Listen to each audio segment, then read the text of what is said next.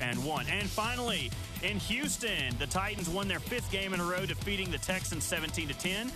A game that was nowhere near as close as the final score may indicate. Derrick Henry had a season-high 32 carries for 219 yards and 2 touchdowns. It was his 4th straight game of 200 yards rushing against the Texans. Next Sunday, the 5-2 Titans travel to Kansas City to face the 5-2 Chiefs on Sunday Night Football. For all your foundation repair and waterproofing needs, visit USSTN.com. Breaking news at once on your home for the Titans and the Vols. This is 104.5 The Zone.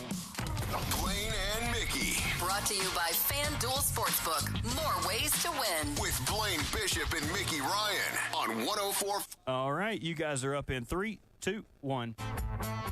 Woo! Let's do this, Blaine and Mickey, on a Victory Monday. Happy Halloween to everybody. Everybody got your costume, yeah? Man, I had a Halloween nightmare story as a kid. My parents forgot to buy me a costume. My mom got home from work on Halloween. She's like, uh-oh. I wanted a Kiss costume, Ace Frehley. I wound up getting my face painted to look like Raggedy Andy. That about broke my spirit to live as a young person. But I hope your Halloween goes much better than that. Hope your mom and dad remember your costume. I remember that Blaine Bishop is on this show with me. Also remember this. We're at Maryland Farms Wine and Spirits. We love coming here. Fantastic place. Nicest bunch of people. Well, that's only because they give us discount on the drinks. Well, they buy us pizza. They always, I mean, they donuts, donuts. Oh, Zach just brought it by. I thought that was the pizza. Yeah, you said, thanks for those pizzas. He goes, dude, did you look in those boxes? That's Duck Donuts. Oh, man, my bad. You might be a nominee for Ding Dong of the Week. You think the donut guy for today pizza. is Ding Dong Day, so that puts me right there at the forefront of the #1 Ding Dong. Maryland Farms Wine and Spirits, right here on Old Hickory Boulevard in the Public Shopping Center. They've been here for years. Don't call it a comeback. They've been here for years. They got all this great stuff today. I'm looking at my notes. 2 George Dickel store picks, 13 or 17-year-old barrels you can try. Pick up a couple of bottles for yourself, responsibly, of course. They also make great holiday gifts because let's think about it. Tomorrow, ladies and gentlemen, it's November. You might as well start buying Christmas gifts. They've got wines to taste, giveaways, the opportunity to buy some of their older allocated bourbons. So it's Maryland Farms Wine and Spirits, 101 Creekside Crossing, next to the Publix in Brentwood. So if you've ever driven over here next to the Publix, it's right down the street. Look for the Zone van. Look for Kirby. He'll probably be outside drinking a Pepsi, smoking a cigarette. He will wave you right on in here. They know what they're doing. So if you maybe you're going to a Halloween party tonight, you got questions like, hey, I was going to take a little bottle of something. They'll tell you what to take. They know what to take. Going to buy a holiday gift for somebody. Hey, I don't know, I got about this much to spend. They'll take you to the perfect thing. Also, you can come by here. 3HL is going to be here. There's a fishbowl full of candy. I mean, why wouldn't you just come and hang out here and buy a bunch of stuff today? Oh, no doubt about it, especially, us as older, adults and going to parties. This is the perfect place to come and get some wine, champagne, alcohol, whatever you need. They got it here, whether refrigerated or not. So, and then you get to also see Kirby and someone who I'm super delighted this year. I know. You can come and see Hunk's Mohawk. So if you don't want to see his Mohawk, then you can see it live here at Brentwood Wine and Spirits, man. So, yeah, it'll be pretty cool. Him and CJ. Got great traffic in here so far, but Not we would Kirby. love now. You'd rather see CJ than Kirby, that's for sure. Titans beat the Texans 17-10 yesterday. This is a Victory Monday, 5th straight win. They ran for 314 yards in the game. 314 yards, Blaine. Mike Vrabel probably slept like a baby last night. They threw it 10 times. It was his dream game just to watch them run the ball and not really throw it. Well, that's exactly what I said they were going to do. Oh, 100%. What was the over-under? What did we bet? How many times they would throw the ball? We settled on 12 in the pregame, and they didn't hit the 12. We were 2 off? We were 2 under, and we set it at 12. Blaine, in the year 2022, on Earth, in a modern-day NFL game, the Titans, and somebody goes, oh, the Bills did that last year. They had to. They had to. It was 72 degrees and no wind inside NRG Stadium. The Titans did that on Earth, indoors, in 2022. They won an NFL game throwing the ball 10 times with 6 completions. I knew it was going to be one of those games. It's run left, run right. Do. One of those boring, it felt like it was 1980s football. I felt like 1950s football. And, man, I can't believe in 2022 that not that the Titans did it because that's what they had to do to win, but that the Texans couldn't stop them. That's I'm just like stunned. I would have sold the farm. I would have blitzed everybody every single play except for the receivers and just say, creases, take it to the house. Well, guess what? We get the ball. We're gonna drive down and score. I mean, that was just. I mean, Henry had 200. That's like his, I don't know what, sixth-time rushing for 100 versus the Texans. That's a whole nother story. Why is it the Texans all the time? Like, man, do y'all not watch film? Like, does anybody get pissed off that this dude is running through us? It wasn't a one-game one-off. No.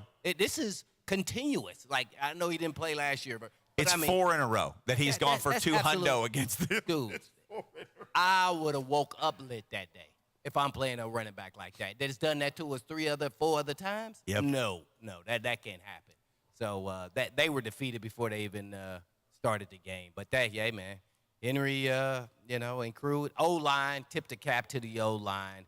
O-line really run blocking was phenomenal throughout the whole day, let alone Hilliard was rushing for yardage. I think he had 6 carries for 80-some yards or something, And crazy. 8 for 83. And they need to find a way to get him the ball more. And I know I've said that before, but they need to, he's an explosive player. He's got a different twitch gear than anybody I see on the team. But, that's neither here nor there.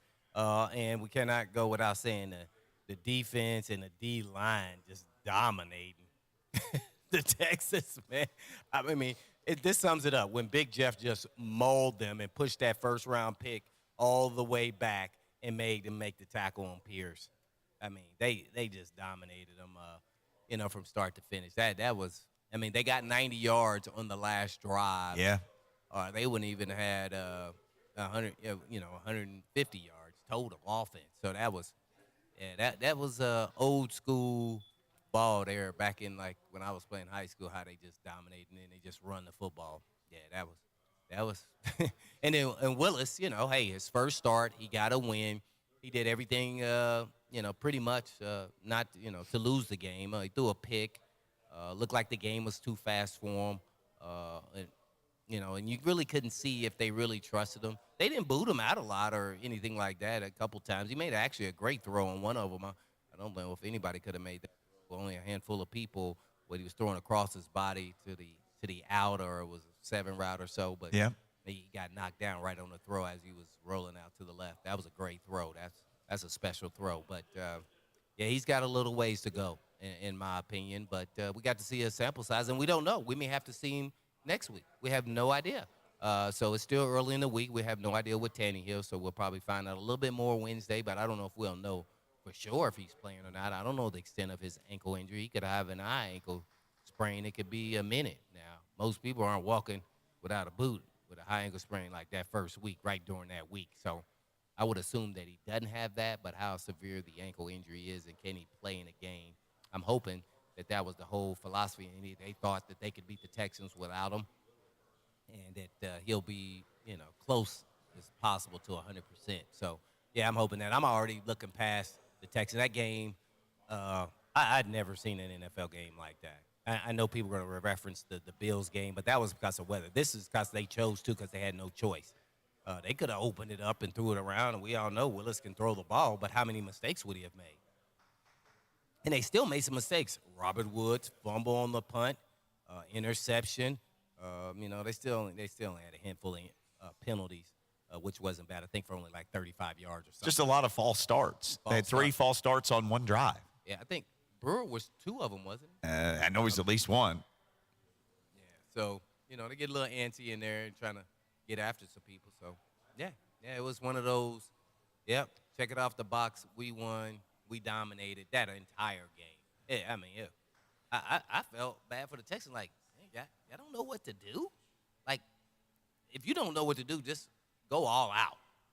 Yeah, they didn't make no adjustments. They didn't do it. Lovie Smith got to go, too. Yeah, he's a defensive guy. Nah, they act like they don't know their responsibilities. People who didn't have gap discipline.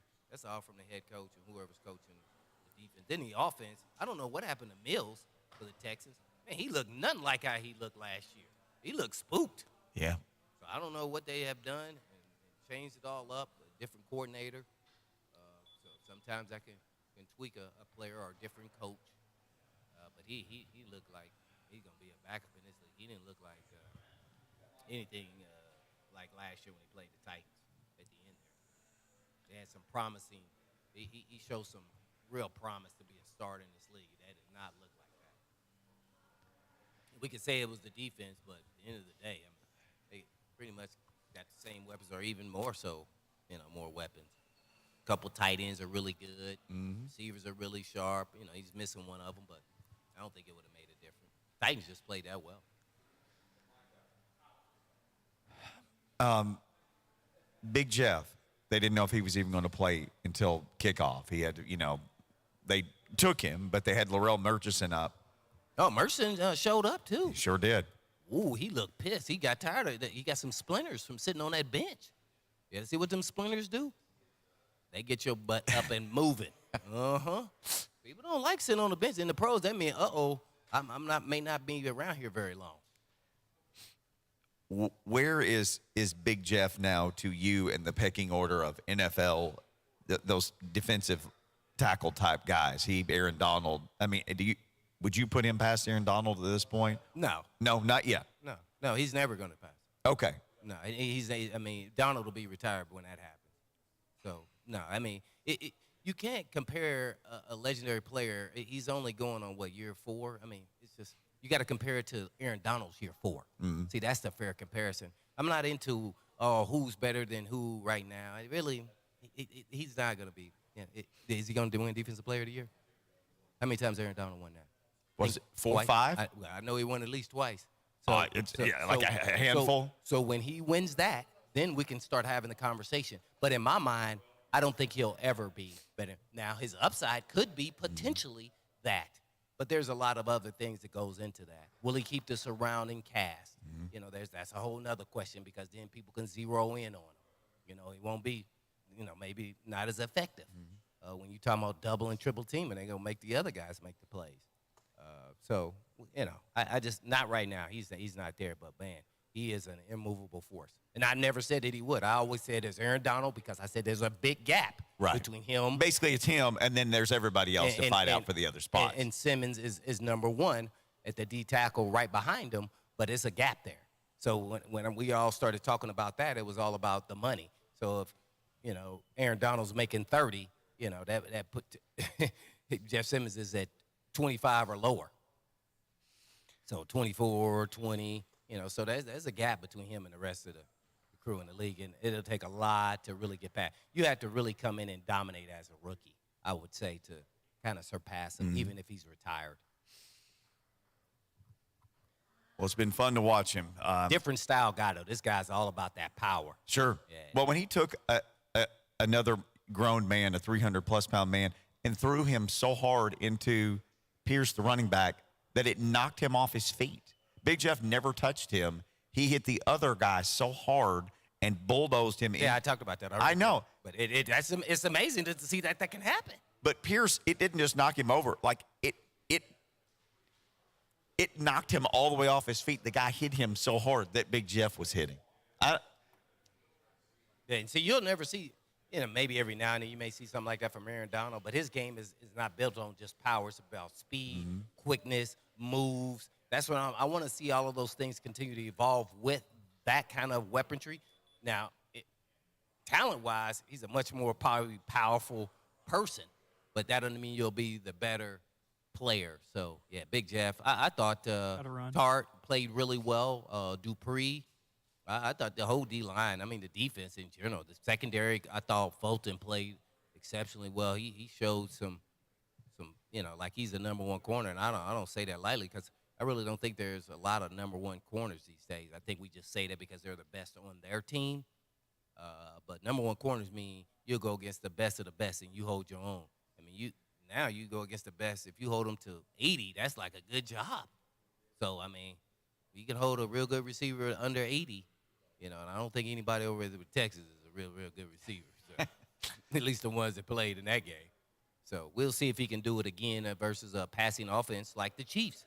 They may not have any big-time number 1, but their passing game, just their philosophy and what Andy Reid runs is a lot. So we'll see if he shows up in a game like that. And I think he will.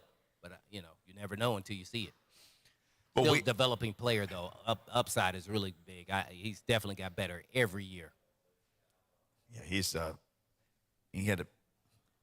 you saw what he did at LSU, and you wonder, okay, you've played against the best of the best. Heck, he practiced against the best of the best every day, much less played against them. But it has translated really well for him so far. Yesterday, he was unbelievable in that game.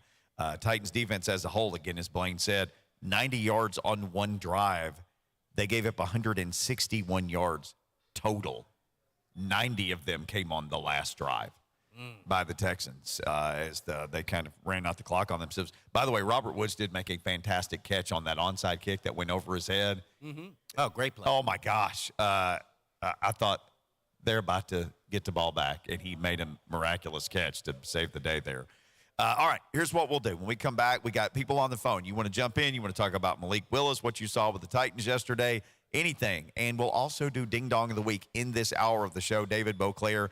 And hour number 2, Maryland Farms Wine and Spirits is where we are. We'll be here until 3. 3HL will be here until 6. Come on by. Come see us. Would love to visit with you on this Titans Victory Monday on Blaine and Mickey. I don't want to. Betfair here, Mickey.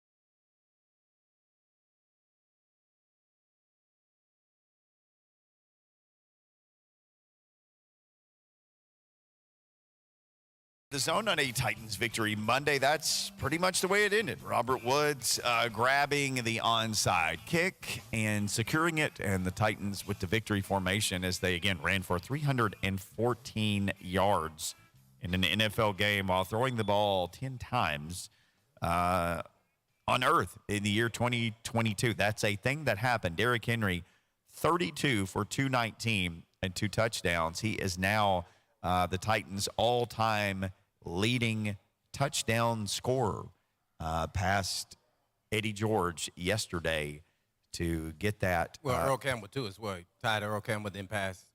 Is that right? He was tied with Earl, then he tied Eddie, then he passed Eddie. Okay. So it was 73 was Earl and 74 was Eddie. And that rascal wasn't even really a full-time starter, Derrick Henry, till about year 3. I mean, this is a lot of destruction. He's done it definitely in a shorter period of time. This shows you his greatness with Derrick Henry. So, I mean, man, I'm trying to figure out. He's got a 2,000. Man, the only thing left really is next couple years and maybe a Super Bowl. Boy, it's kind of written. written. If he gets like close to 10,000 and 2,000 yards rusher and everything in the organization, that's going to be hard to deny him from the HOFers. If he get a Super Bowl ring, it's over. Like, the next 2 years, if he stays healthy, he's going to get 1,500 yards. I don't care where he's at. Earl Campbell is in. He has about 9,400 yards total. You and I have looked this up. I think everybody with 11,000 yards who is eligible is in, except for Ricky Waters. If you have 11,000 for the longest time, you hit 11,000, you're in no matter what. Now, OJ has. Oh, I thought it was 10. But yeah, I know. It got to be 11. Ricky Waters is, I think, like Frank Gore's got that much and Adrian Peterson, and they're going to go in when it's their time. I think the only guy who's eligible that's not in with 11,000, and we can double check this, but I know we've talked about it and looked it up. I think it's only Ricky Waters. Yeah, where's Fred Taylor on that? He doesn't have 11? He's close. I know we've talked about Freddie T a bunch. I need to get my crack research team on this. Yeah, Fred Taylor has 11,271 rushing yards. So Freddie T and Ricky Waters. There you go. Yeah. Those guys are supposed to be in, and I played against both of those dudes. I would give Fred Taylor maybe a little bit of an edge, but Ricky Waters was also a great receiver out of the backfield. Man, we talking about. Not no flare passes and screen passes. This guy was actually running routes. Yeah. And he played for the 49ers, the Eagles. I'm trying to think where else he played. But those are his two main spots. Really good player. Seahawks. That's where he started with the Seahawks, I think. Yeah, he was a problem for a lot of people. He's got a Super Bowl, too. Got one with the 49ers, yeah. Mm-hmm. That's what I said. Yeah, Ricky Waters and Freddie T, he doesn't have the Super Bowl ring, but I don't know the criteria. Like when you just said Frank Gore and those guys going to get in next year, yeah, they're going to get in, but he probably won't get on his first ballot. Yeah. Because he has no championships, no nothing. Just yardage and longevity. And they'll probably put him in like on a third ballot or something. Like they're like, yeah, he was a good running back, but he wasn't a great running back. Well, I don't know, man. He's got the most yards. I mean, what do you mean? He's the top 3, 5. What do you mean? What he finished with 16,000, I think, on his last carry. He got to. He's top 3, right? He's top 3, 16,000. Man. I mean, at some point, with the average career being 3 years, to last as long as he did at that position and compile like alone, that. Yeah. At running back. And then when they try to go into boxing. I mean, he might have got hit in the head one too many times, man. Why would you do that? Some people just crave after that. playing that long in the NFL. Not like you had a shortened career like maybe Le'Veon Bell or something. Just buy like some sweatpants and, go buy a big comfy couch. Go sit down somewhere, man. Right. Buy a sailboat or something. Do something else. Don't do that. Now I'm going to get punched in the head. Yeah, after you got hit in the head all the time. You got hit everywhere. We're getting hit with some phone calls. Bert, do we have Kevin and John? Let's start with Kevin, if you want to join the discussion, 615-737-1045 on the Mark Spain Real Estate Hotline as we broadcast live from Maryland Farms Wine and Spirits. What's going on, Kevin? Kevin! Hello. Alvin. Yeah, hey guys. Yeah, a question for Blaine. Yes, sir. Regarding all those false starts yesterday, do you think it had anything to do with Malik either put that mouthpiece in your mouth or take it out? Man, you asked me that question during the game. I didn't even blame it on the mouthpiece. I blamed it on just a different person calling the cadence in a game, different rhythm, different timing. I'm sure you try to stick to the same, but every player is different. No different if, you start going on air and then all of a sudden I start the show and Mickey doesn't. So I really believe that was part of it. I do. Now, maybe not every time they got a penalty or something, but I just felt like that was part of it. And it could have been early on in nerves, but then it continued on like later down the road. Yeah, I believe it was that. Let's get John dropped. John dropped. Yeah, okay. I have no proof of that, but that's what I believe when I was watching the game. And then, by the way, we haven't given an observation. What do you think about Malik Willis's performance? Mm-hmm. Yeah, I mean, I thought he did what was asked of him. But as far as if all those people who are ready for him to be anointed as the starting quarterback, Stop that. that ain't there. And I keep trying to tell y'all because y'all setting yourself up for failure. Now, and also him, because they can't put him out there until he's at least getting closer to being ready. I mean, they played the Texans, and they were able to do that. They're not going to be able to do that against the Chiefs. Sorry, Charlie, that is not happening. So he's going to have to throw the football and run the offense. So we want to see how much he'll get better from this last game. And as I said before, it's going to be tougher for him to run around like he was in preseason because these dudes in the NFL that start, they can run too. Yeah. Every time he thought he was going to go run, boom, up, I better get down. Yeah. Things are moving a lot faster, a lot more at stake. So if you're going to live by that, then he's not going to have success. You want to live by your quarterback that can run, but he is a quarterback in this league. Now, you want some mobility. Everybody does. But you don't want a guy that can – you don't want everybody to be framed like Lamar Jackson. You want everybody to be framed, at least for me personally, to my liking, and not to his play today, but Russell Wilson as far as mobility, who's still always looking to throw the football, but can run. And that's what Malik Willis has to turn into. So I think he has a little ways to go. Nothing in this game is going to tell me that he's going to be a franchise quarterback, and they ain't even have him do enough. I mean, you only threw 10 times. I mean, man, that's unheard of in the National Football League in 2022. Man, that'd be the question. When was the last time somebody threw 10 passes in a game and won? I mean, like that. Other than in a storm, again, which that windstorm in Buffalo last year. Right, outside of a storm. Outside of a storm, just Like in a regular NFL game. Yeah. Indoor, no weather conditions, no nothing. So, yeah, I to be honest, I wish they would have let him loose a little bit more. But they didn't have to. They really didn't have to at any point in this game. But I wanted to see what he could do. I really did. I thought the game was moving too fast for him. He was still going through his progression. He had protection. But when he released it, guys was moving a lot faster. They were picking the ball, and yeah, it just he's not quite there yet for me. Are you surprised because you mentioned this? The one play where he booted to the left, two guys were hitting him, and he basically just slung the ball over them, got it to Robert Woods. Yes, that's the play I'm talking about. They booted him once to the right, and he could have run, and he just pitched it to Derrick Henry, and then he got his 8 or 9 yards.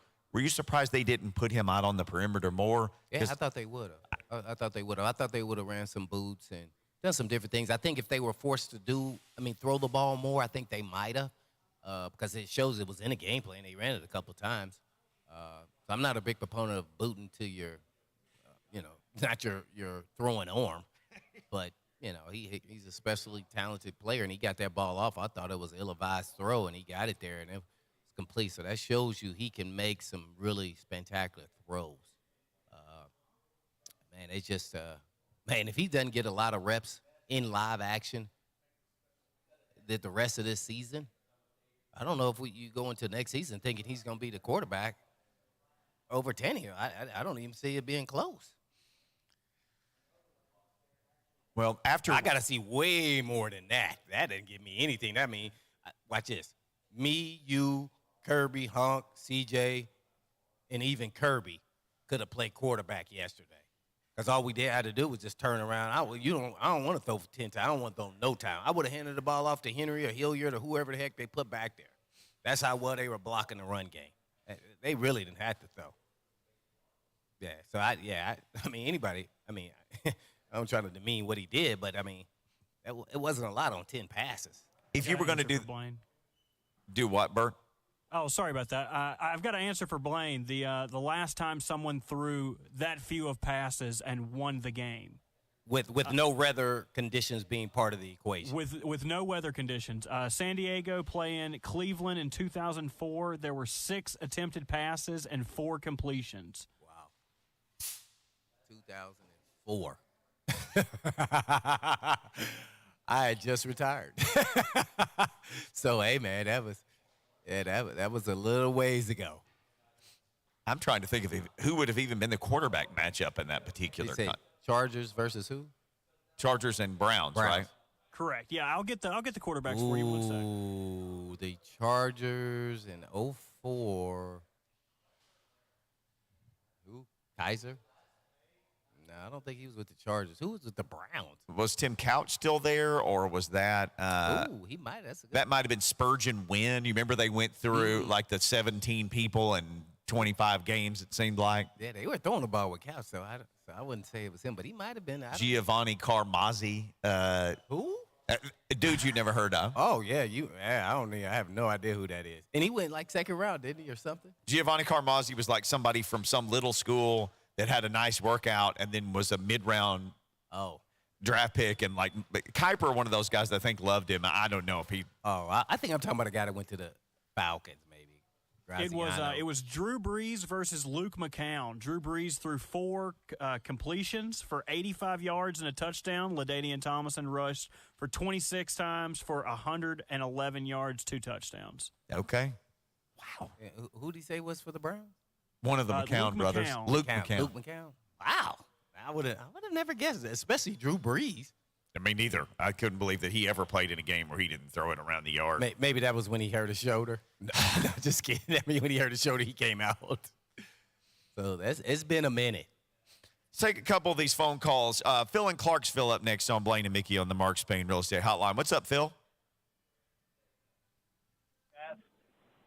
Changing over from the Titans over to the Vols, I just wanted to get your guys' intake perspective on the pregame that Tennessee did such a phenomenal job with the lighting, the blackout, everything like that.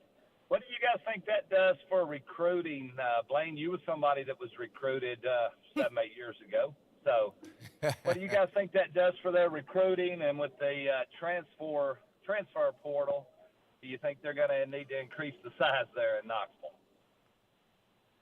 Increase the size? Talking about the stadium? No, maybe he means like there'll be so many people that want to transfer, they'll have to make the portal bigger because of what they saw. Well, I mean, any marketing or branding of Tennessee of any, nature is always good for recruiting, whether it's jerseys, lighting. I mean, they did a phenomenal job really the last 2 years, but really it's kind of ratcheted up this year with them winning, with all the fireworks and everything else. I mean, it's been an event to actually go to. I mean, so it's been pretty impressive. I'm sure it's going to help in their recruiting. It has to. There's no way it doesn't. And winning does too as well, besides all those other things. So, yeah, I'm expecting them to do really well in recruiting. Yep. Especially and they may start filtering over and getting some. I know they have like 3 or 4 or 5-star DBs coming in already, but they may start getting maybe some elite pass rushers. It definitely could help. They're already going to get the receivers and the offensive guys. Who wouldn't want to go there and play offense? You're going to get numbers. I mean, now Hyatt's up he's in the Heisman race, right? So now Hyatt and Hooker, they're competing against each other, so they may X each other out. At least one book has Hooker as the favorite today, probably multiple. Wow. As somebody who worked in college athletics, I can tell you this. For them to do what they've done, it looks like Disney made a college football game. It's so well choreographed with the lighting and the fireworks and everything. All that's got to be sequenced and done in some kind of order with somebody on a headset yelling, go, go, go. It's amazing to see it. Here's the other thing, too. You mentioned recruiting. So on Twitter, just things that you look at a lot when you go to Twitter search, it'll say, here are topics that you follow. So I saw this picture of Kelly Jolly Harper, and she was standing next to a young lady who was a basketball recruit. Well, guess where she was? Standing on the football field. This helps recruit all sports because they bring them all to the football game, and say, this is where you're going to go to school. Yep. It's a rising tide. It lifts all boats. It lifts everybody. Yep. Baseball, football. You don't think they don't women's everything. Yeah. Boy, they take them all down there, and they go, this is what Tennessee is like. Kids say, where can I sign, man? Yeah, they get chill bumps. Oh, man, I love chill this bumps. atmosphere. Yeah. Incredible. Yeah, man, I get to hang out with CJ. 100%. Let's hang out with Adrian from Columbia, who checks in next. What's up, Adrian? Yo, Adrian. Yo, Adrian. Hello. Hello. What's up? How's it going? Hey. What's going on, Adrian? What's up? Hey, I've got a quick question for Blaine. Do you think this is a chance for Caleb? I know Caleb Farley, he gave up a bunch of deep passes, so they took him out.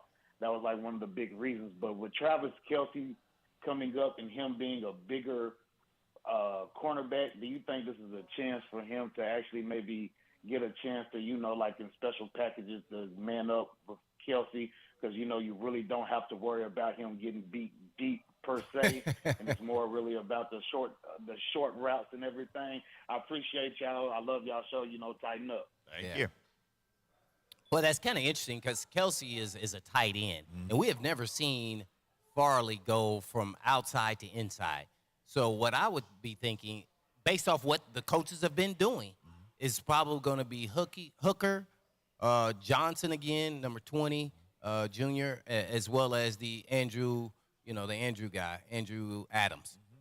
I think he's going to go more that route on the tight end because they've been out there, they've been performing, they're doing well. So you stick with what's working. And then Hooker got injured. By the way, he played nickel again, and he hurt his shoulder, and he didn't finish the game. So that's a little bit of a concern going into a game with the Chiefs, who have receivers all over the place. So their running backs are receivers. I mean, to a certain extent. I mean, so yeah. So I don't think Farley, unless somebody gets injured, will be coming in outside. But he may play a little bit more now, depending on how much Kansas City goes 5 wide. But I would go. Mitchell's been playing well in his role as a backup and coming in, and he's done a solid job. So that was a great find there. He was trying to make him the starter, and maybe he's not quite there yet. But as a backup, awesome. Yeah, awesome. So I would go Johnson Jr. I like him 20 on the tight ends, especially if Hooker's not going to go. Certainly keep an eye on that. Mike Vrabel not talking about injuries today. When asked multiple times about his quarterback, Ryan Tannehill, he said, well, you guys can see the injury report on Wednesday. So we will wait until Wednesday. Right now, we can't wait anymore, though. We got to take a break. When we come back, we will do Ding Dong of the Week. If you've got a Ding Dong, hit us up, 615-737-1045. I'm Michael Jenkins, helping you beat the books with BetQL. Joe Burrow will be without one of his biggest weapons tonight as receiver Jamar Chase is sidelined with an injury. That means the Bengals will need another receiver to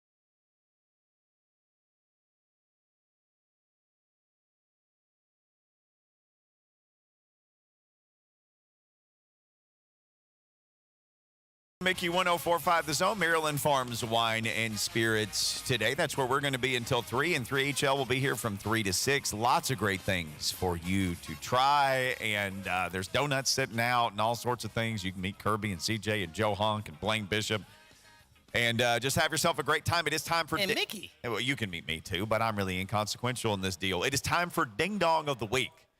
Time to do it. We've got Tony, we've got Eric, we've got Bam. Tony was up first, so Tony... Let's get your ding dong.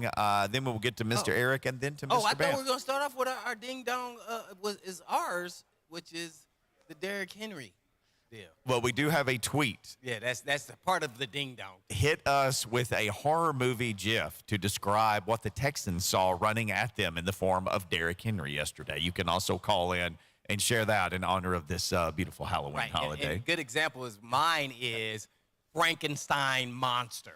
That's what Derrick Henry was to the Texans. We want to put it in, I'm sure there's some other things out there better, but just trying to give a gif of what we're really trying to get at here. Our guy CJ said Freddy Krueger because he will live in the Texans' nightmares forever. Ooh, that was a good one. That is very true. Let's get Tony in first, though. Tony, what you got for a ding-dong for us? Tony.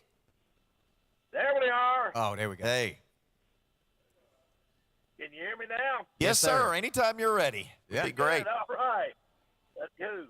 I've got a ding dong, and it's in a two-part. The ding is for Ross Chastain. I know we don't talk NASCAR a lot on the show and all, but the way he used that wall yesterday to propel himself into the championship, that was legal. We've never seen that. I've been watching NASCAR 45 years. Never seen no one use the wall to propel themselves and pick up speed like he did to do and pass as many people. That's crazy. It's unbelievable. It's just unbelievable, unprecedented. And the dong goes to Auburn University. You hired Harsin, you fired him. He was never in, so you put him out. And if people think that Deion Sanders is going to come to Auburn, they better check with Aflac because they won't let that happen. All right, guys, I'm out. Yeah. Hey, the Ross Chastain move was the craziest thing I have ever seen. Kirby said somebody did it last year. Kyle Larson, yeah. And then he condemned what Ross Chastain did. And people are like, hey, dude, you did something real similar. Let's get our guy Eric in next with a ding-dong, courtesy of Mark Spain. By the way, go to markspain.com to get a guaranteed offer on your home today and start packing. Forbes. Hired their new ID, right? They did. Hello? About to do that as well. Hello, Eric. Can you hear me? We can. We can hear everybody. Once you hear us, that means we can hear you. Okay. I didn't know what was going on because all of a sudden I heard silence and I didn't know if I was dropped or whatever. First of all, for Derrick Henry, he was Cujo over the weekend. Okay, good one. That's a good one. Yeah. Guys, I've got two ding-dongs. My first ding-dong has to go to the Los Angeles Rams. Late in the ball game with about 1:13 left to go, you're back up near your own end zone, down 17 points. You got both Matthew Stafford and Cooper Kupp in the game. Makes absolutely no sense. Cooper Kupp, of course, gets hurt. They're hopeful he'll be back next week, but you have no business both those guys being in there. You've got absolutely no shot to win that ball game. So you get a ding-dong for that. But my other ding-dong guys, and I know it's going to get talked about, DJ Moore of the Carolina Panthers for ripping off his helmet after he scored that touchdown with 12 seconds left to go in the game. Now, people are going to argue whether or not that should or should not be a penalty. The problem is it is a penalty. Some are blaming the kicker, but still they shouldn't have to kick the extra point 48 yards, and he also missed an overtime field goal. But here's my thing, guys. I don't have a problem with the penalty. My only issue is be more consistent. Because I remember the same thing happened. If you remember when the Titans played Washington. Didn't call it. Did call it when the Commanders player ripped off his helmet after Sackatani on third down. It should have been a 15-yard penalty and a first down and the drive should continue. Guys, y'all take care of those by ding-dongs and happy Halloween. Y'all take care and we'll talk to you soon. Yeah, they do call that, except, oddly enough, when the Titans are playing. Bam, let's squeeze in another ding-dong in this segment. Hey, Bam, what you got, brother? What's going on, Bam? Yo, what's going on, fellas? Everybody good? Yes, sir. Yes, sir. I got a simple ding-dong, man. After I went back, I had to watch it like 3 or 4 times. But my ding-dong of the week is Cody Hollister because he could have made that like, man, that flop that he did and it caused yeah, man. That's my ding dong of the week. If you go back and you watch that, if you go back and you really, really watch that, now, Blaine, maybe you could tell me.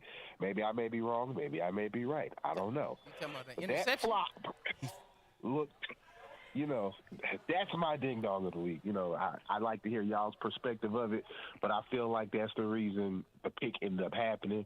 You know, yeah, that's Cody Hollister, ding dong of the whole week, not just today, the whole week. Okay. All 7 days. A week-long ding-dong. You sound like Bam. you didn't want to be mad at. That sounded like you didn't want to be mad at the quarterback, so you got mad at Hollister. That's what it sounds like to me. The DB obviously jumped the route, and Hollister never got a hand on the ball, but he just threw both hands up in the air and went flying backwards, like almost like he was trying to draw a call or something. Like, I'm never going to get the ball. Because I had a discussion with 100 people about this on Twitter, and you know, like, what in the world did he just do? And some people said, oh, he flopped, and another guy said, On the interception? yes, and somebody was like, it's a terrible throw, and then another person said, well, he's just trying to draw a call, but he just sent himself flying through the air. Let's start here. First and foremost, the quarterback threw the ball late. He went through his progression reads. As I said before, the game was moving too fast for him. When he got to his third read, which that was what it was, he threw it behind him and late. So there was, you know, I agree with you. I think Hollister was just trying to get a call. He knew the DB already had a beeline on, you know, the break because he saw him before he broke, and he knew the ball was supposed to be there. As soon as he turned his head around, that ball was supposed to hit him dead in the hands, in the helmet, in the ear, everywhere. It didn't hit him. It took 2 or 3 more steps. So, no, it was late. It was all on the quarterback. Yeah, Malik Willis. So, hey, I give him props to try to draw a foul to get a penalty so they can get the play back. He tried. Boy, he sold it as well as he could. It just did not work. I got a ding-dong, though. It is during a game, but not the Titans game. You want to save your ding-dong for the next segment? Yeah. I think we're gonna. He said we gotta go. Yeah, we do got to go. So when we come back, Maryland Farms Wine and Spirits, I'll share mine. It involves a tree and a sign on a human tree holding a sign that got the tree in a lot of trouble. And then we'll also have Blaine's football ding-dong. It's all coming up next. Giving Vandy new ideas with You got Betfair here, the NFL no sweat, man. Okay, no sweat. Family can say, oh, look, we're going to go watch Vandy. forget football. Crazy story. That don't need to be the main attraction. Put the phone up.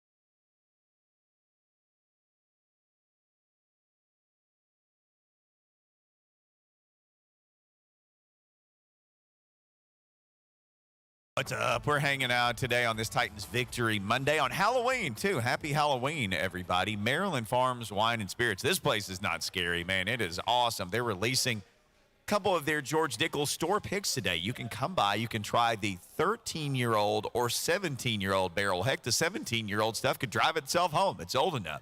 Pick up a couple of bottles for yourself. They make fantastic holiday gifts. By the way, tomorrow's November. You may as well start Christmas shopping now. Get ahead of the curve. They got wines to taste. They got giveaways. Your opportunity to buy some of their older store-allocated bourbons, as well as Blaine was saying earlier, maybe going to a party tonight. You want to take a little nice something to the host. They'll give you suggestions. You just say, this is how much I got to spend. They'll take you right to the right thing to take. Yeah, you can even get cigars, too, by the way.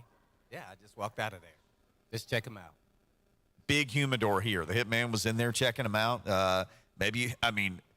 Let's think about it. If you're a Tennessee fan, you probably smoked all your cigars real recently after that Bama game. You got to replenish your cigars. You're about to get ready for the Georgia game. Oh, a lot of people think the Tennessee Vols are going to be number one in the college football playoff rankings when they come out tomorrow night. What do you think? You think it's going to happen? Athletic did a straw poll of people, and Tennessee ran away with it. It's Absolutely ran away with it. Yes. Oh. They ran away with it. I want it to be straight drama, so I want a tie at number one. I want a tie so they can be livid about it. Well, Tennessee's resume right now is unbelievable. And nobody, as our man Ron Slay said, Kentucky. Oh, Ron is living his dreams right now. They can't.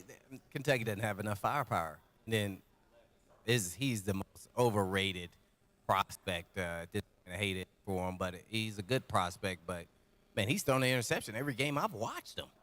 So, man, traits, Blaine. Traits, right? Yeah, traits. He's size, arm, make all the throws. Yep, except they don't count the part where he's throwing to the wrong person. See, that's the part that irritates me when I was that blue-collar guy. Other guys that had better traits but weren't better football players. And that's the guys that go in the first round, second round. So, yeah, good luck to them. But, congrats, Vols. Yep, got it done again. Well, tomorrow night's going to be real interesting. All right, the rest of this segment's going to be real interesting. We got ding-dong. We got ding-dongs to give. We have more ding-dong phone calls. You want to give ours or take these couple of calls first? Well, let me give mine because I think yours is going to be the highlight of the whole ding-dong. Well, now I can't live up to that with my ding-dong, but let's hear it. Well, mine was involved with a Vols player. I think is Carvin. Was it Carvin? Who accidentally thought he was headbutting his partner in crime on the O-line, but the guy didn't have his helmet on. So as soon as he headbutted him, he grabbed his head afterwards like, oh, my God, I forgot. I didn't realize. Oh, where's your helmet? Was there some blood? I don't think so. Okay. But the guy grabbed his head like, oh, my God. He didn't headbutt him hard, but, he definitely tapped his head. So, yeah, that would sound like something I would do there, the ding-dong right there. So, yeah, that was my ding-dong. So, yeah, we can go to the college. Mickey's got an extraordinary. Mine is. Watch his extraordinary thick ding dong. Wow, it's a lot. It's a tree. It's a tree-sized ding dong. Hey, I know our man. All right, I'll do it. Bert, we'll get to you. We'll get to the callers.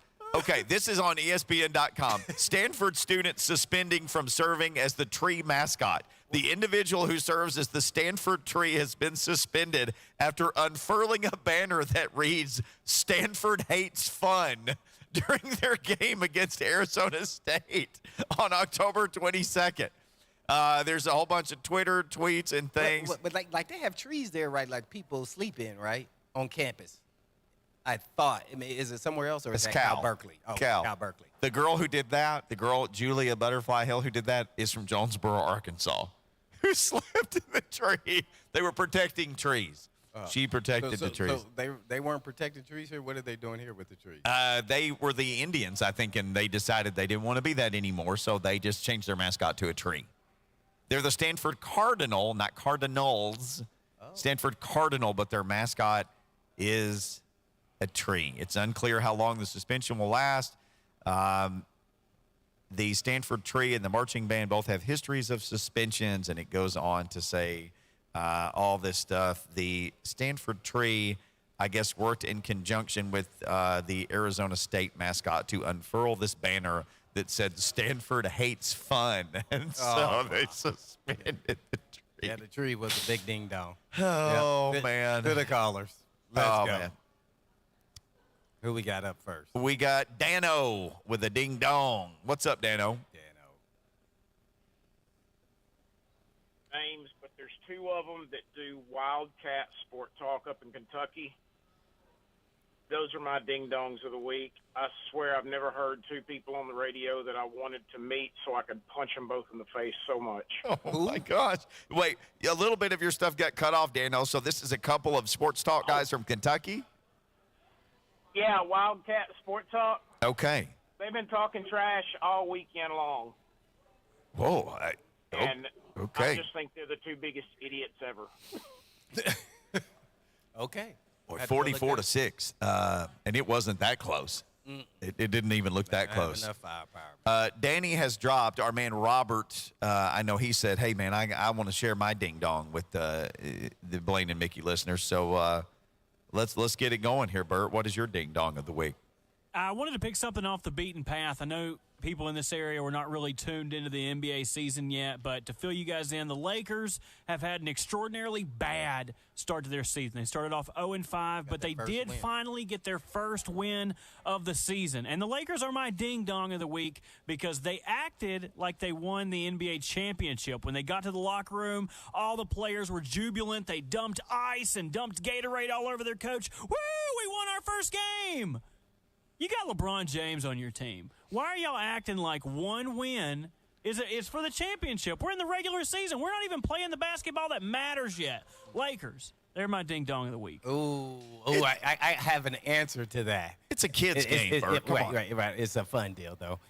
They were celebrating that Westbrook, they tricked him, and they brought him off the bench. And then he bought in, and they won, and he did a good job. That's what they were celebrating because they really didn't want to hurt his feelings. You know, you make $47 million. If you're not starting, that's kind of a demotion, like way down. Yeah, so I think that's what they were celebrating. All jokes. yeah, that was a real thing. And he did well coming off the bench, by the way. Well, they got to figure something out. That has been an absolute mess to watch. I typically, I'm like a lot of people, once it gets past Christmas, and I'm like, okay, I'm going to start watching some basketball now. I can't find it in my head. One night I couldn't sleep, and I sat up and watched the Lakers for a while, and it was painful to watch. It was absolutely painful to watch. It was Reeves, who plays for them. I've said this before. He's from Northeast Arkansas. His parents went to college with me.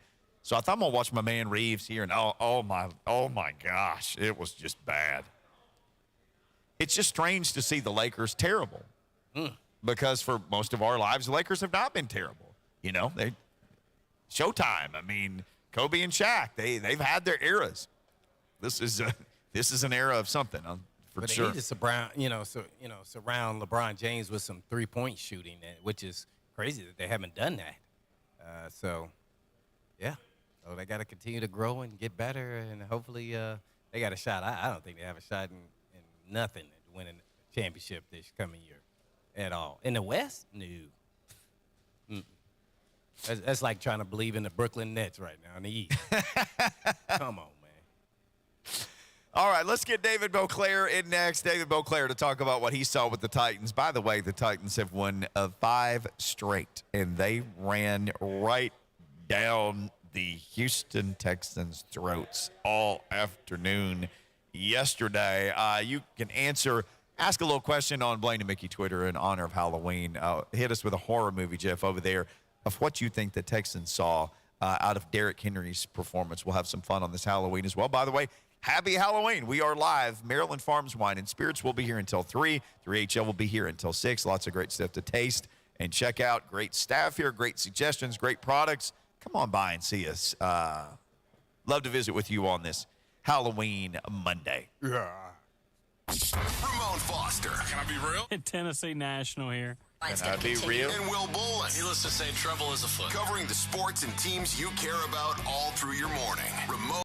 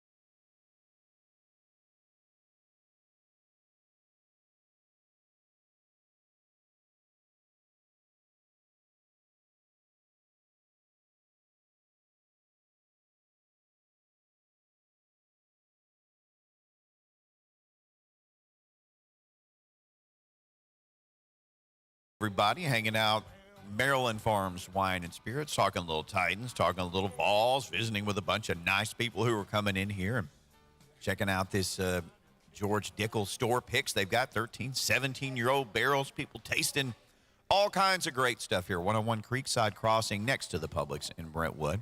I don't know if David Beauclair's ever been here, but he's been to a lot of Titans games. So why don't we bring him into the discussion now at Beauclair Sports on Twitter, publisher of all Titans at SI.com. David, how in the world are you doing on this Halloween? You going to any costume parties tonight? I am not. I'm a Philadelphia native married to a Houston native. It's World Series Game 3. That is the order of the day in our house. Who's your favorite Philly growing up? You know, I was a big Dave Cash guy in the mid '70s. There, when he showed up in about 73, 74, I think, is about the time the Phillies started to get good, and he was a guy. You know, of course, you loved Mike Schmidt. Of course, you know, and Pete Rose was cool when he was there, and Steve Carlton. But Dave Cash was my guy. There you go, David Beauclair, sharing a little childhood memories with you. Now, we all know how things started for Dave Cash. Let's get your grade and your thoughts on how things started for Malik Willis in his first start. You know, let's call it an incomplete, right? I mean, 10 passes. It was basically give the ball to Derrick Henry and get out of the way. I think it's pretty telling in terms of what the coaches did or didn't want to have to do with him, and once it became clear they could run the ball all day, I think it made sense to just keep doing that. He's very much a work in progress. It was a little disappointing. You know, I assumed there would be, like in the preseason, some of those just dazzling moments that you go, wow, just look at this guy. But, it mixed in with some of the bad moments. We saw the bad moment with the interception, the overthrow of Chigo Okonkwo, took a couple of sacks, at least one I can think of immediately where he just got caught holding the ball too long. That's the issue with him right now. He has to be quicker and more decisive in terms of going through his reads in the pocket and whatnot. But I guess all things considered, you get a win. Everybody can be happy with that. He got some game experience. That you bank that, and we'll see what happens this week with Ryan Tannehill and whether or not he can get back out there. Having covered as many Oilers and Titans games as you have, do you remember a better or more dominant rushing performance than the 314 45-yard carry, 10-pass performance we saw yesterday? Eddie George at the Liberty Bowl against the Raiders in '97 comes to mind. I don't know if it was Eddie ran for 200-some yards, I believe, that day. I remember thinking that was one that you felt like, wow, that they didn't have to throw the ball much at all that day. But in terms of just, like there was that one stretch, that one sequence right there. I think it was early in the fourth quarter. Henry ran on first down for 11 yards, and then the next play was 12 yards, and the next play was 13 yards. I mean, when do you ever see that? It just looked like it was easy at most of the day yesterday. Beginning with the 41-yard run early in the game, where you thought Derrick Henry was going to go to the distance with that one, and maybe that's age or the foot injury finally starting to catch up with him. But he actually got run down, which I don't remember him getting run down really like that. When he got going on that one, I thought he was gone, but no one's going to complain about anything that Derrick Henry did or didn't do in that game yesterday because he clearly he was the man, and the Houston Texans are going to continue to have nightmares about that guy. Oh, nice Halloween drop there by David Beauclair at Beauclair Sports on Twitter, covering the Titans for Sports Illustrated. Well, Boki, we had a question out for what the performance of Derrick Henry, I guess describe Derrick Henry's performance versus the Texans. using a horror movie GIF. Mine was Frankenstein Monster. The best one so far has been Cujo. So where are you at on this one? Let's see. What I don't. I'm not a big horror film guy, but what was the little doll's name? Chucky. Chucky. Yeah. Oh yeah, Chucky. Chucky.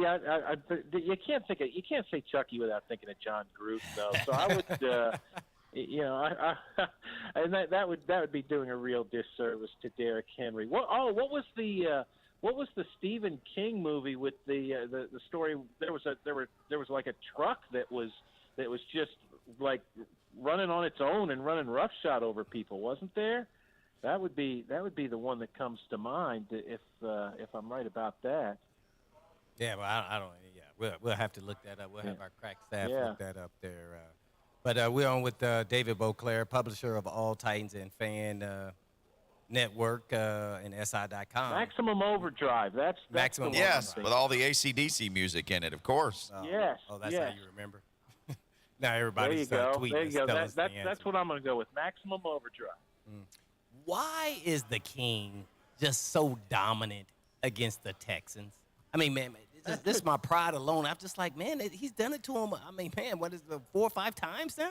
I mean, man. Yeah, 4 times in a row over 200 yards, and you can't throw this at Lovie Smith and say, well, they didn't scheme for him. They weren't. I mean, they were loading up on him, and they just still could. I mean, right from the first of the game, it was easily the best Derrick Henry has looked this year in terms of getting the handoff, getting up to speed immediately, getting through the line of scrimmage, and it's been different defensive coordinators, it's been different head coaches, it's been different players over there. Like you have to think Zach Cunningham was sitting there on the bench during those offensive series just laughing, right? Because he's a guy who's been on the other side of that, and to watch Derrick Henry as a teammate now do that to the Texans had to be really amusing to him. Well, don't want to miss anybody, but from the defensive side, whose performance stood out over the others? And I'm thinking Big Jeff, Tart, Fulton. I mean, you can name it. Whoever. Yeah, Christian Fulton was the guy. I mean, Simmons always jumps out at you, and there were a couple plays where he was just spectacular. So you almost take it for granted that you have to say Simmons, but Fulton was the guy who looked like he was completely locked in yesterday, and just kind of like the Texans weren't going to do anything against him yesterday, and it just he got the interception early on a great read where he looked like he was a step and a half ahead of Davis Mills, and it's funny, it's sort of Derrick Henry's got the 6 200-yard rushing games, right? They're all against Houston and Jacksonville. He clearly dominates in the division that way. Christian Fulton's developing a little bit of that same sort of thing. He's got 4 interceptions in his career now, and 3 of them against the Jaguars and Texans, 2 against Jacksonville, 1 against Houston now. So he's kind of getting that sort of division thing going right now. And as a young guy, I think that bears watching with him going forward here, because he's he can be a real difference maker when he plays like he did yesterday. Well, a guy was just traded, and it probably should have been traded to the Texans after Henry just ran through them. Roquan Smith was traded from the Bears to the Ravens. What are your thoughts on that? Yeah, he seems like a Ravens kind of guy, doesn't he? I mean, it just that's one of those that you go, yeah, I guess that makes sense. Although I don't know what I don't know what the Bears are trying to become exactly. They've been trading away guys for years now, and I know they've got different leadership in there now, so maybe they're going through with the reboot. But Baltimore's that's one of those moves. Baltimore's saying, We're trying to win the division. We're trying to make a big time playoff run. Our quarterback is playing as well as he's played at any point. Let's let's do everything we can to help him. And one way you can help him is not require him to score as many points maybe as they've had to at times this year. So I think the AFC race. You start with Buffalo and Kansas City, but then you've got the Titans and Cincinnati and Baltimore, and there's probably the Chargers in there. There's this whole other layer right now of teams kind of sorting themselves out, trying to figure who fits where in the picture, the power rankings, whatever. And this is that sounds clearly to me like a move by the Ravens to try and strengthen their position in that group there. No doubt. We're talking about trades here with David Beauclair. What's the probability that you think the Titans make a trade? You think? I don't think it's I don't think it's likely. They've got they don't have a ton of salary cap room. I mean, obviously, if you can do something to add a wide receiver, I think that makes all kinds of sense. And when you look at teams that are struggling and maybe would want to make a move, like a guy who's kind of affordable and a guy who would fit in terms of speed and a downfield threat, the kind of things Titans need. I've been looking at KJ Hamler in Denver, and he's a guy who hasn't been that productive. You're thinking, well, maybe he would want out. He had a good game yesterday, I guess yesterday early morning.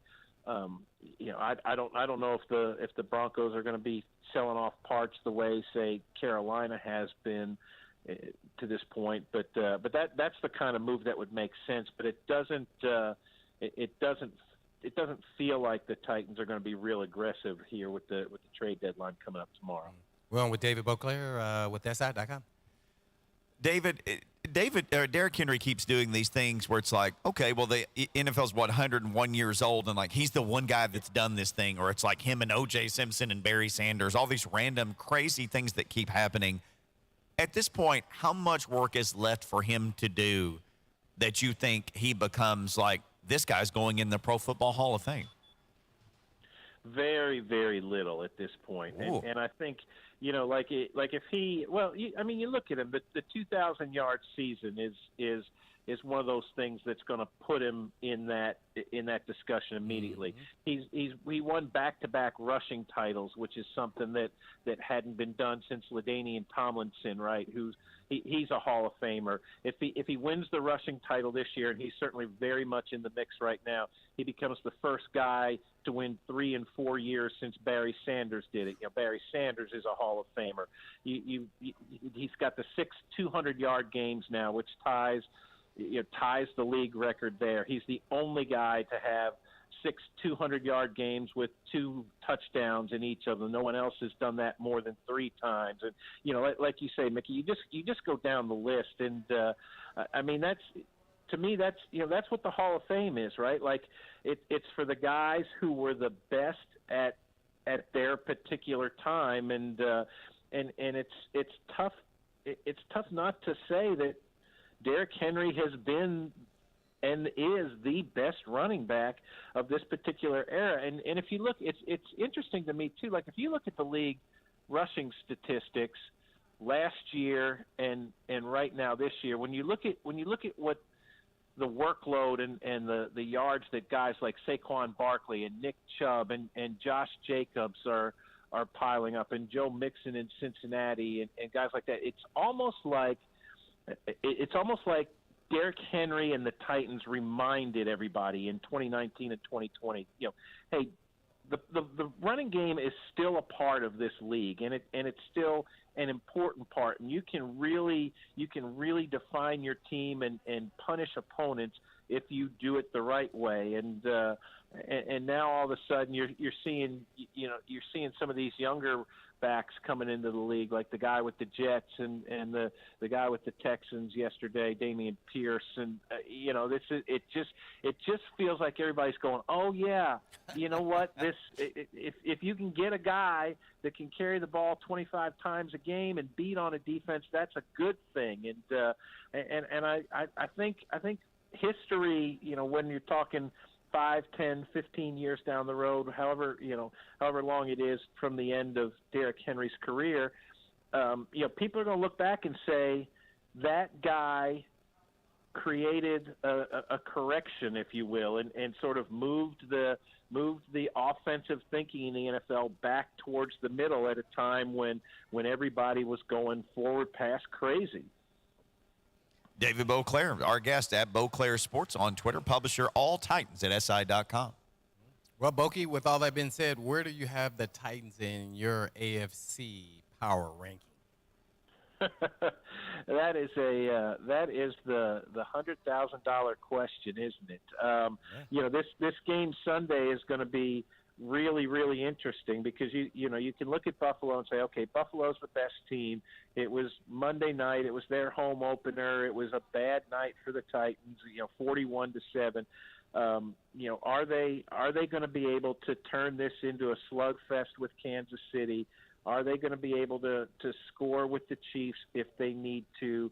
I think this one is really, really telling. I mean, at worst right now, I would probably put the Titans fourth, but I think they're when you start looking at the league standings or the conference standings, Tennessee's number 2 right now, Kansas City's 3, but then you get Baltimore, the Jets, Miami, the Chargers, Cincinnati. Like there's none of those teams that you can say are clearly better than the Titans. Yeah, they're sexier, they're more entertaining, they're all that. But I've said it before, I'll say it again. You have to give Mike Vrabel and this coaching staff credit for being honest with themselves about what they have personnel-wise, what they need to be to try and win games, and they're going out and doing that. I mean, this is the craziest stat I think I've ever seen.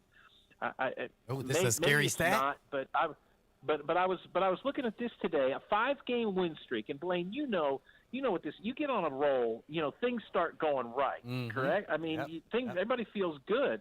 Titans have a 5-game win streak, and their point total keeps going down.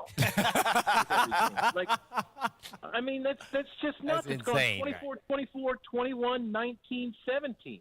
Right, but I think in a way you can argue that's a good thing because they just keep mucking it up more and more and more each week because they know that's how they're going to win, and so you got to give them credit for that and say this team they're not going to be sexy at all this year, but they're going to win games and they're going to be a good team. Well, how confident? I guess last question for you for me, and that if Malik Willis plays against the Chiefs, where's your confidence level?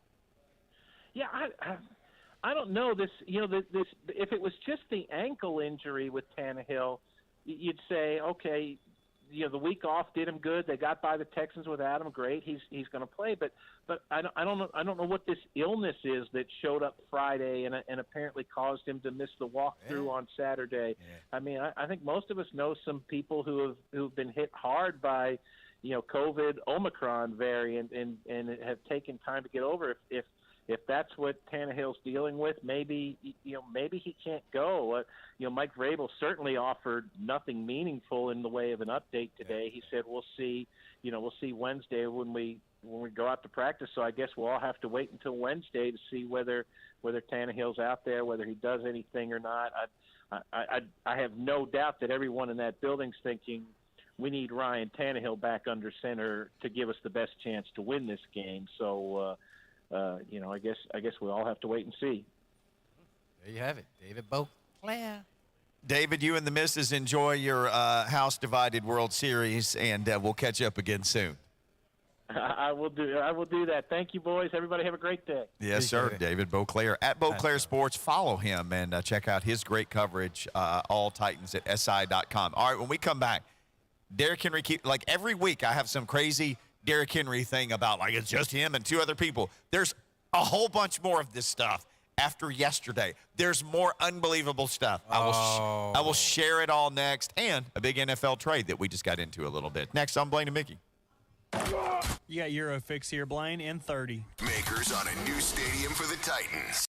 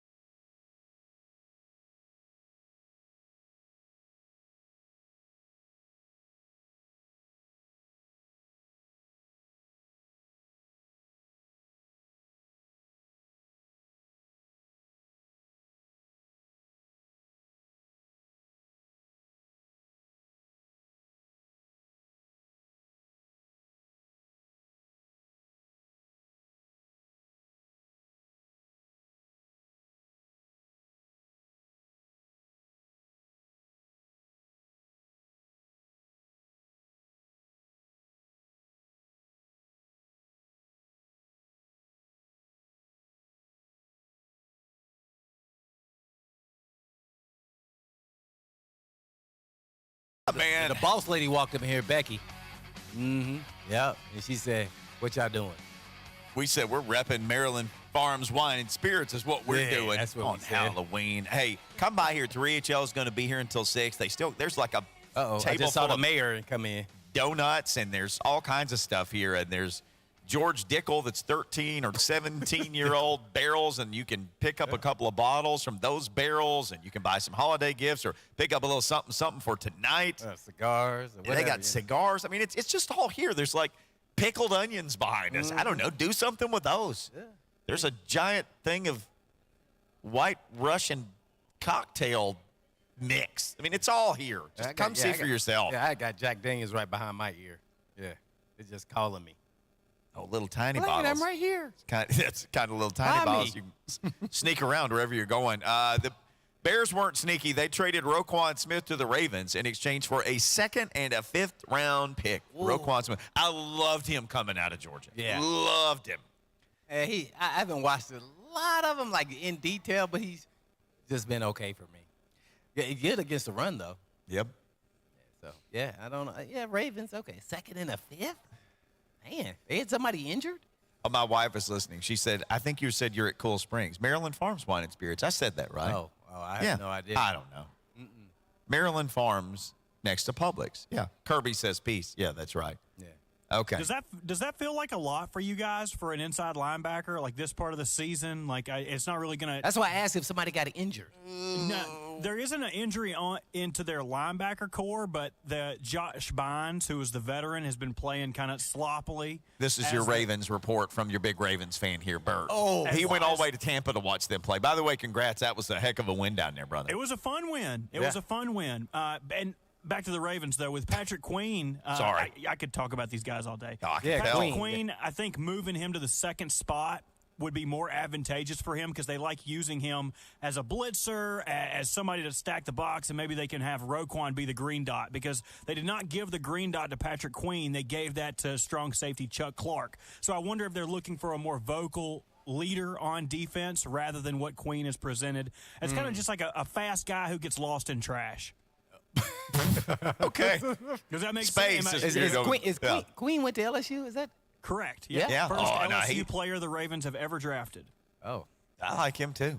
all right. Well, Yeah, he gets around. He gets where he's will come going in fast. there and wreck shop. That's for sure. But see, teams are trying to get better, Blaine. I mean, the Titans, if they win 9 games, they're going to win the South. So the Titans said that we're going to win the South, so we don't need to get better.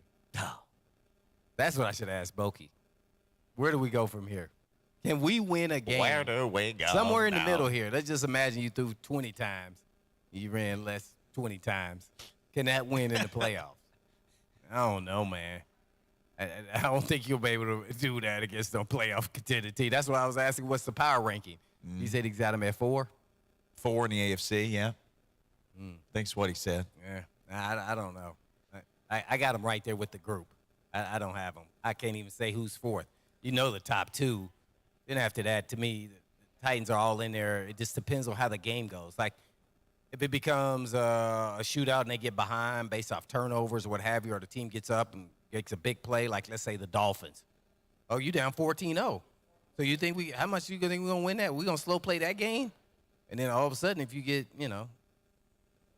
stops here or there, maybe. But, man, I don't think they can shoot out with some of these teams. Like, I don't think they're nowhere near Bills or Chiefs level. It's going to be interesting to see because the defense can carry them, but only so far. And they're not going to be able to shut out teams like they did the Texans, who's a bottom feeder in the league at this point in time. So, all right, on the way out, you ready for your Derrick Henry dose for today? Oh, yeah, your stat dump. So it's my Derrick Henry dump of the day. Derrick Henry has now run for 211, 212, 250, and 219 in his last 4 games against Houston. First player in NFL history to rush for at least 150 in 4 straight games versus a team. He has now 6 total 200-yard games. That's tied for first all-time with O.J. and Adrian Peterson. He has the most games in NFL history with 200 rush yards and 2 rushing TDs. He has 6. Nobody has 5. Nobody has 4. LaDainian Tomlinson, Barry Sanders, and Jim Brown each have 3. That's from CBS Sports. All of those things are just the latest things that he's done. That's just the latest things that he's done. I mean, they come out with all these stats now on social media. I feel like, man, dang, where are all these stats from back in my day? It just seems like it's more stats. Yeah. They're just inventing stats for Derrick Henry. They just need to invent more stats to encapsulate his greatness. I'm going to knock on wood. He played the next 2 or 3 years. You don't even have to do too much as far as just rush for about 12, 13, 1,400 yards, and you just might as well clock the ticket to HO effort. Boy. But got to play 2 or 3 more years. Yeah. Got to make it without missing no game. And we got to go, so 3HL doesn't miss this game. Happy Halloween, everybody. In the meantime, in between time, peace, CJ.